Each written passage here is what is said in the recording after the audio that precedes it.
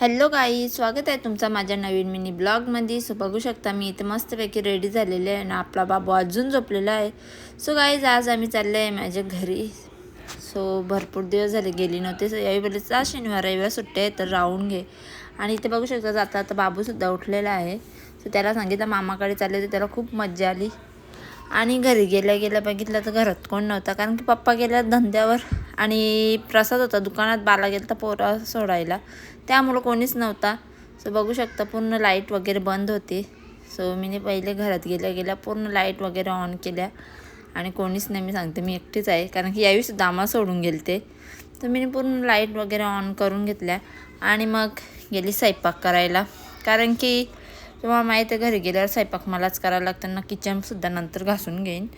So पप्पा आल्याला गेले मागे पप्पाने आमच्या भाजीपाला लावलेला, सो त्यांना खायापुरतीच लावतो। आणि आमच्या पप्पाला भाजीपाला लावायचा खूप शौक आहे, पहिल्यापासून लावत आलं आहे, काकडी शिरोले वगैरे।